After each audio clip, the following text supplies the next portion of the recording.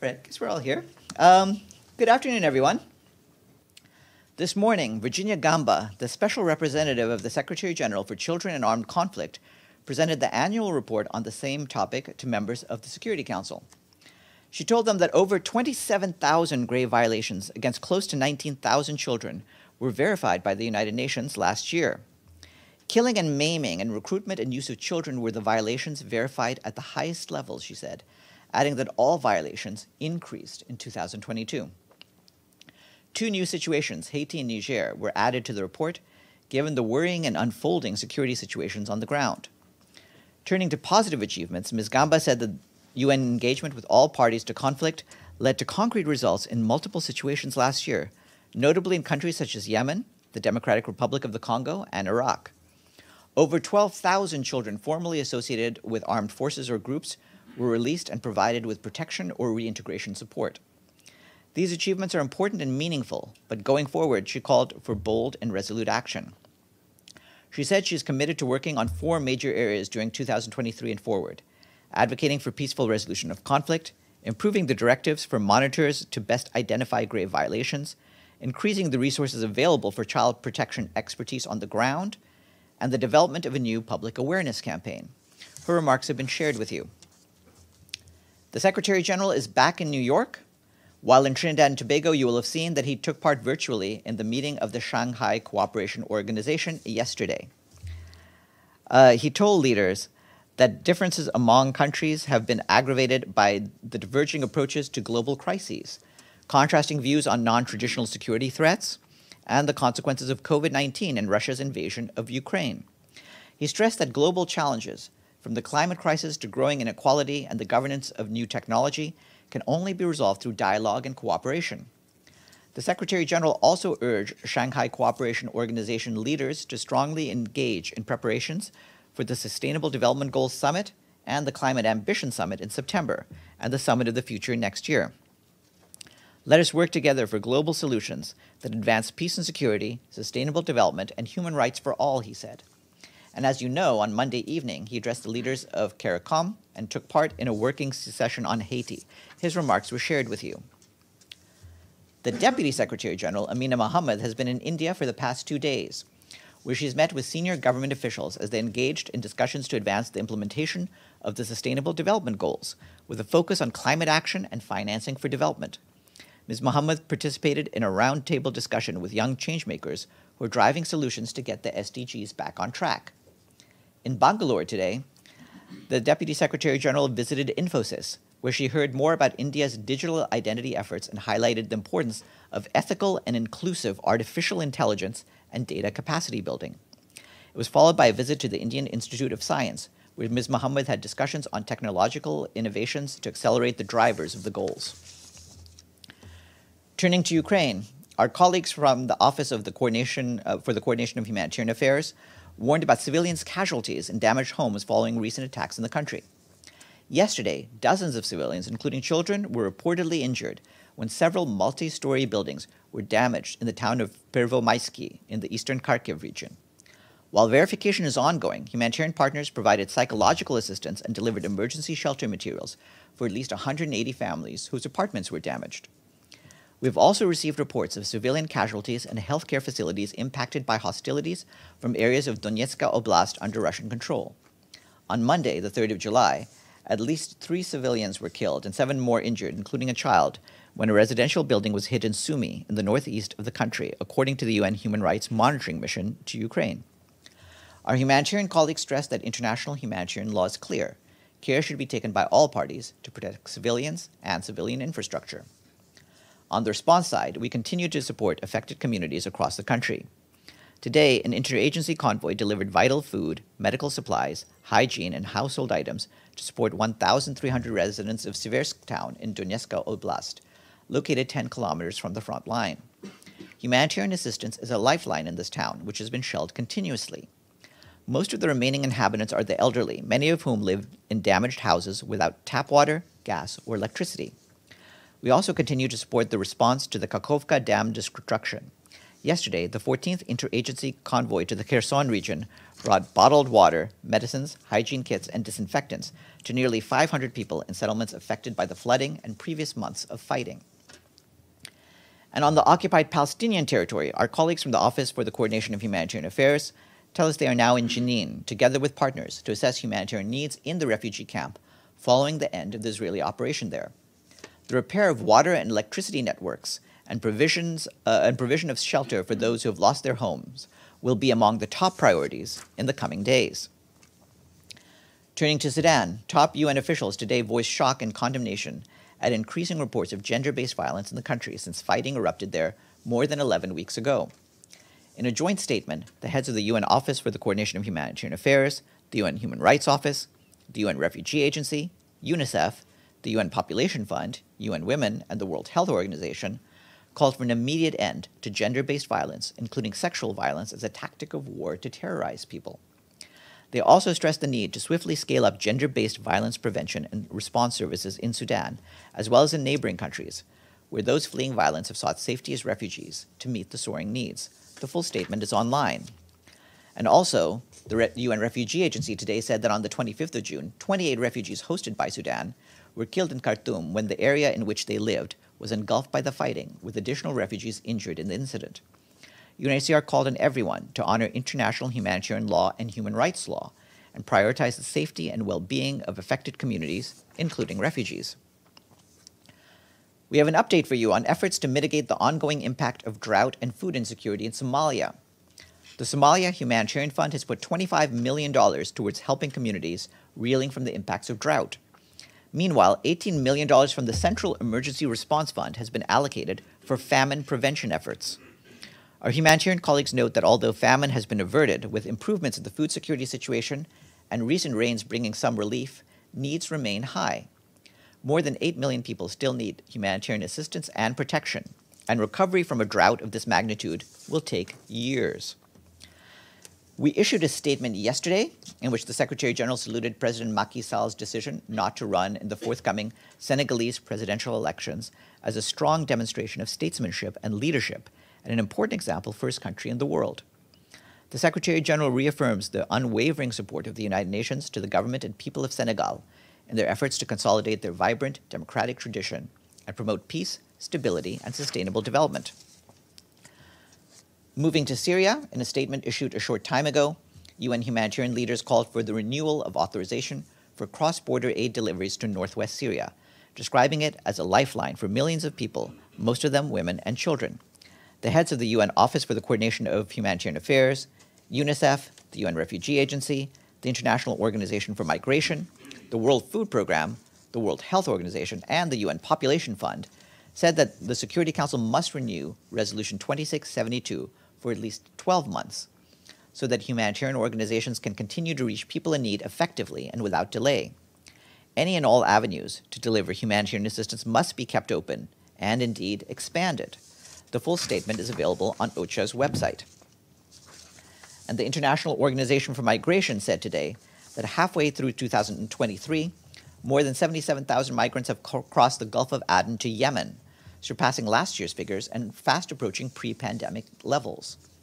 IOM warned that violence, exploitation, and abuse against migrants is widespread, and perpetrators act with impunity. In June, IOM teams registered thousands of migrants who asked for assistance to return to their country of origin. These registrations have now been temporarily suspended as the number of migrants requesting assistance far exceeds the resources currently available to help them return. IOM is also appealing for greater funds to scale up its assistance to stranded migrants, particularly at migrant response points in Aden, Marib, and Sana'a, where migrants can access safe, dignified, and free protection and health services. We have a senior personnel announcement. Today, the Secretary General is appointing Sonia Layton-Cohn of the United States of America as Deputy Executive Director of the UN Office for Project Services. Ms. Layton-Cohn has more than 30 years of experience in international development, overseeing operations in complex environments, including emerging and fragile states. Since 2018, she has held the role of Director of the Corporate Services Division at the UN Environment Program in Nairobi, Kenya. There's more online. Turning to Costa Rica, where our UN team, led by resident coordinator Allegra Baiocchi, has just published a new study showing that hate speech and discrimination messages increased by 50% in the country over the last year, and 250% in the last 2 years. Of particular concern is the exponential increase of hate speech targeting women, xenophobia, and racism.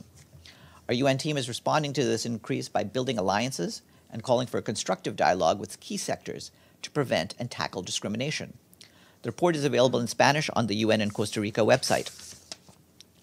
The UN Conference on Trade and Development released today its World Investment Report, showing a widening annual investment deficit that developing countries face as they work to achieve the Sustainable Development Goals by 2030. The gap is now about $4 trillion per year, up from $2.5 trillion in 2015 when the SDGs were adopted. The report shows that global foreign direct investment fell 12% in 2022. It highlights that developing countries need renewable energy investments of about $1.7 trillion each year, but it attracted only $544 billion in clean energy foreign direct investment in 2022. The report also notes that although investments in renewables have nearly tripled since 2015, most of the money has gone to developed countries. The report calls for urgent support to developing countries to enable them to attract significantly more investment for their transition to clean energy. The full report is available online. The World Health Organization announced today that 12 countries across different regions in Africa are set to receive 18 million doses of the first ever malaria vaccine over the next 2 years. Since 2019, Ghana, Kenya, and Malawi have been delivering the malaria vaccine through the Malaria Vaccine Implementation Program. Allocations were also made for new introductions in Benin, Burkina Faso, Burundi, Cameroon, the Democratic Republic of the Congo, Liberia, Niger, Sierra Leone, and Uganda. WHO understands that the rollout is a critical step forward in the fight against one of the leading causes of death on the continent. The first doses of the vaccine are expected to arrive in countries during the last quarter of 2023, with countries starting to roll them out by early 2024. And at 1 p.m., there will be a hybrid briefing here by William O'Neill, who is the UN expert about human rights in Haiti, and he will brief on his recent visit to the country. That's it from me, and Edie, over to you.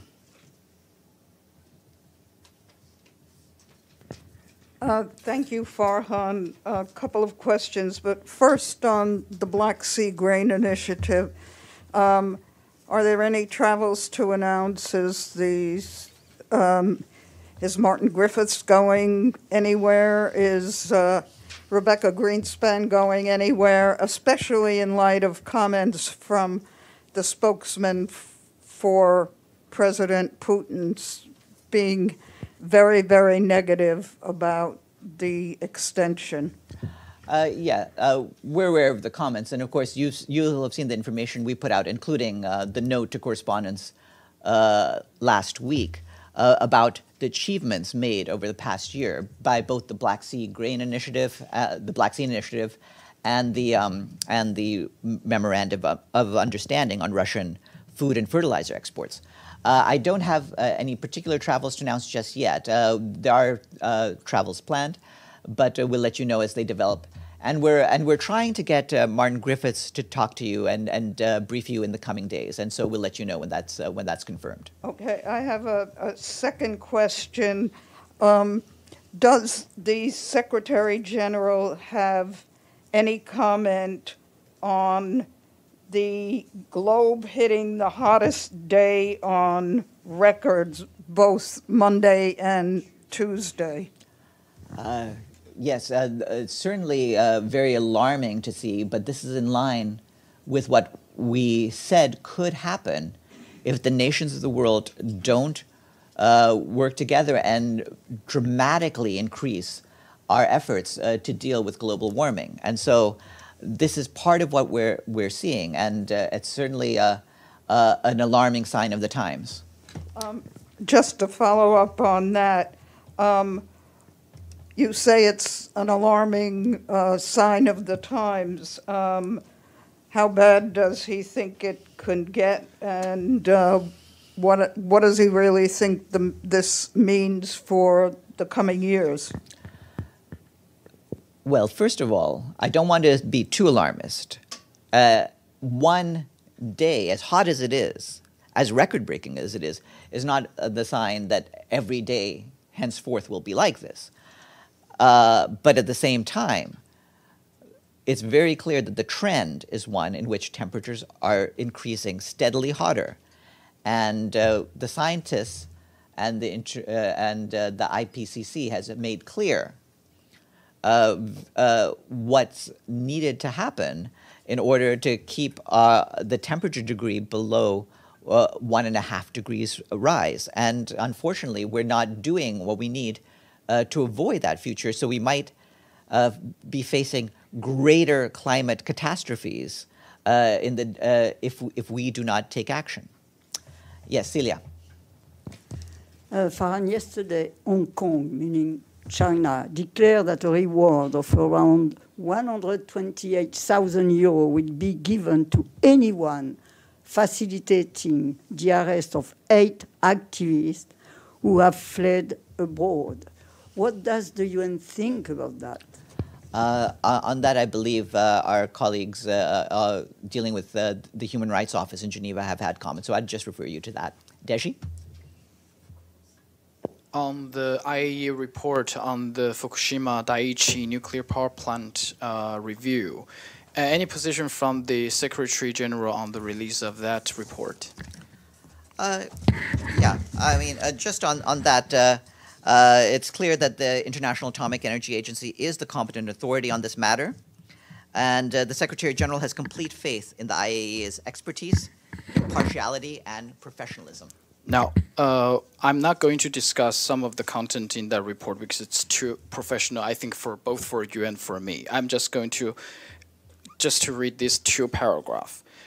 This review, quote, does not assess the feasibility of other potential methods, and the site's comprehensive decommissioning activities were considered outside the scope of IAEA's overall safety review. And this is under the title, the comprehensive report. If they didn't evaluate other methods as well as the decommissioning activities, how could they call this report comprehensive? Again, we have faith in the expertise of the International Atomic Energy Agency, and I just refer you to the contents of the full report. But you know, I think last week, President of General Assembly, Mr. Crossley, just said outside of the Turtle Bay, there's only one UN, and so you put that to IAEA. Let me just try to ask you this, because also in this report, the Director General, Mr. Grossi, also said that the release of the treated water stored at Fukushima Daiichi Power Station is a national decision by the government of Japan, and this report is neither a recommendation nor an endorsement of that policy. Then there is this report. Is that a certification for releasing the treated water? I mean, this is beyond borders. This is transgenerations. Who would be responsible if there's something go wrong? I really want to know this now. Well, again, I would refer you to the full contents of the report, which are self-explanatory, and any further questions you can ask to our colleagues at the IAEA. But yeah, that's it. Murad? Thank you, Farhan. On Palestine, to what degree you think Israel listened to the calls from SCG to avoid civilians? When in its recent attack, 80% of the houses in the camp, Jenin camp, destroyed or damaged, 4,000 displaced, and more than 120 civilians either killed or injured, including 5 children killed. We're certainly very disturbed by all of the accounts that civilians were killed and injured. I'd also refer you beyond what the Secretary General said on Monday to what was said by the High Commissioner for Human Rights about this. We always want, in all such operations, for care to be taken to avoid places of high civilian concentration and to avoid facilities like hospitals. And it's clear that in this case, over these days, there were accounts of civilian infrastructure and hospitals being hit. Betul? Yeah. If I may, the mayor of Jenin said that the UN and specifically UNRWA failed to provide the support in face of this attack. Do you have any comment on Well, the UN Relief and Works Agency, UNRWA, was trying very hard to maintain its facilities. Unfortunately, wasn't able to keep all of its schools and hospital facilities open given the fighting. But now we are trying our best to, again, have facilities be open. And as I pointed out, we're trying to step up and first assess needs and provide humanitarian aid to Jenin. Betul? Thanks, Farhan. On Afghanistan, the situation with regards to women's rights is just getting worse and worse day by day. And the latest ban by the Taliban regime on beauty salons is just another example of abuses against women. Is the SG aware of the latest ban? What does he have to say? And the SG's special coordinator was visiting Afghanistan. Has he concluded his trip? And when does he plan to report to the SG or the Security Council? Or does he plan to brief the journalists here? Thanks. We'll provide details on the report by Mr. Signorolu once he reports back to us on that. Regarding the closure of the beauty salons, the UN assistance mission in Afghanistan today called on the de facto authorities to halt the edict closing beauty salons. UNAMA notes that this new restriction on women's rights will impact negatively on the economy and contradicts stated support for women's entrepreneurship. And the UN mission remains engaged with stakeholders seeking a reversal of the bans. Yeah. Thank you, Farhan. Just any updates from Joint Coordination Center or just any movements of ships since last year, since last week? Thank you. Well, you can see on the website what the regular progress is. But like I said, last weekend we shared a note that provided the details about the situation regarding the ships, and I'd refer you back to that as well as to the JCC website. So no shipment, no movements. There's no significant progress since the last time we reported to you on this. Yes, please. Thanks, Farhan. Back to Jenin. Was UNRWA given a warning from Israel about this operation? And if they were, would that rise to the level of reaching the Secretary General? I'm not aware that any of the UN agencies were given advance warning. No. There's some talk that the UN was surprised at the brutality of the raid by the Israelis. Is that a correct way to summarize the Secretary General's reaction to it? Bless you, Benno. I wouldn't use the word surprise. We've seen, unfortunately, too many examples of this violence in past years. But certainly, it is alarming the scale of violence in terms of the effect on civilians. Yes, Ephraim. Thank you, Farhan. In the Tunisian city of Sfax, and on the report of mass expulsions of African migrants to the militarized border with Libya, is anyone from the UN present on the ground? Is the UN following what's happening to these migrants on the ground? And what's your reaction, the UN's reaction to what's happening there? Well, we call on all migrants to be treated with dignity and with respect for their rights. And that is the case with the situation in Sfax. Ibtisam. Thank you.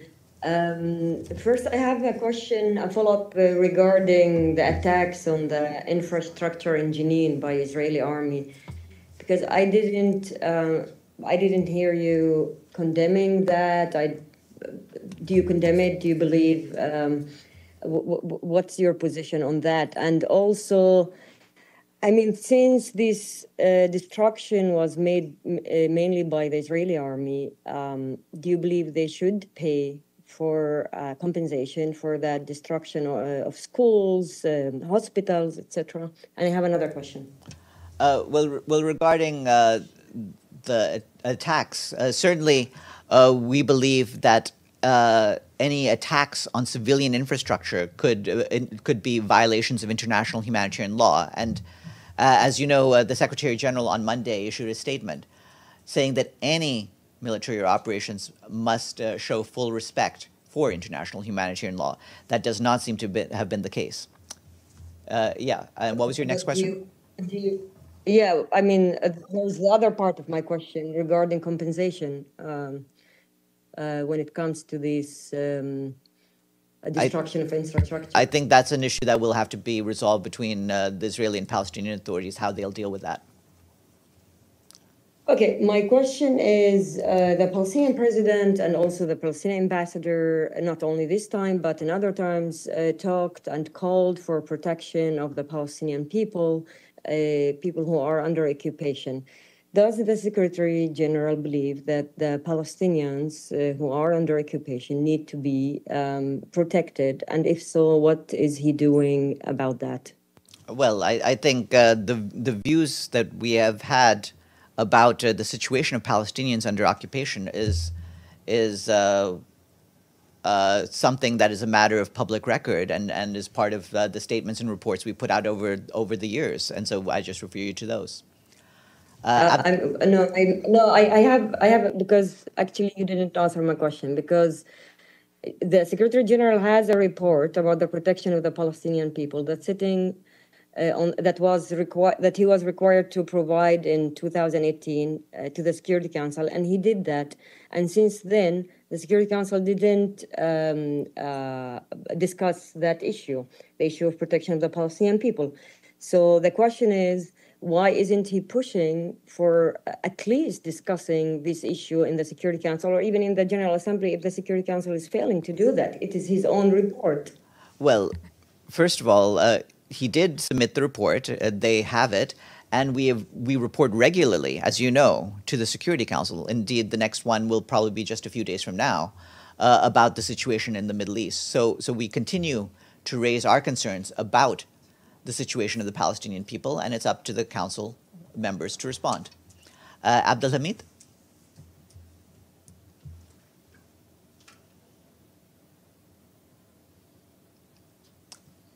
Oh, no. There's no sound coming. Hold on, Abdelhamid. Is there anything? What? Can you hear me now? Yeah. Now we have it. Try again. Okay. Thank you. Yeah, I have a few follow-ups on the question of Jenin and related issues. First, the SG issued a statement made of 2 lines expressing concern and calling for the operation to abide by international humanitarian law. That's all. And Mr. Thor-Winsland issued a statement in the early hours of the operation in which he said 8 people were killed, including militants. That's what he said. He didn't mention including children. So knowing what you know now, do you think that the SG and his special peace coordinator should reissue a statement condemning what happened in the refugee camp, knowing now there are 12 people killed, including 4 children at least, destruction of the infrastructure, including electricity, water pipes, attacking 2 hospitals, expelling about 12,000 from the refugee camp, and knowing all these destruction, all this information doesn't require another statement similar to that of the High Commissioner of Human Rights, in which he said attacking by Air Force the populated area is equal to killing by intention. Well, as you yourself just noted, the High Commissioner for Human Rights has also issued a statement. That's also part of the statements that have come out from the UN system. Different agencies as well, including the Relief and Works Agency, have their statements. So there's a spectrum of statements that are issued, and I think they together characterize our response to the situation. Edie? On a different subject, Farhan, does the Secretary General have any comment on the U.S. Navy reporting that Iran tried to seize 2 oil tankers near the Straits of Hormuz and fired shots at one of them?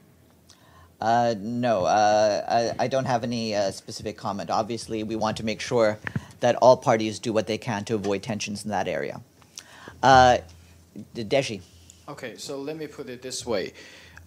If something went wrong, if something goes wrong with the Fukushima nuclear power plant releasing water, does the Secretary General think IAEA should bear the responsibility? As with all hypothetical questions, I don't engage until no, the it's thing, not. It's the not thing that you're hypothetical saying because happens. we're trying to figure out what we're going to do in the future if something happens. You know, or otherwise it will be like everybody's evasive. No, Deji, the point is, if something were to happen, we would take the matter up at that point. Linda? Thanks, Farhan. In regarding the Secretary General, I know he's been very pessimistic about resolving the war in Ukraine. And I guess last month or whatever said that he saw no immediate prospects. I was just wondering if there is any opportunity or any little hope he may have in terms of improving that situation, and rather than, is he as pessimistic as he's been? Obviously, there are some developments, including efforts by other countries and groups of countries that we have been encouraging. But overall, the situation is as he's described it to you. And with that, I'll turn the floor over to Paulina Kubiak.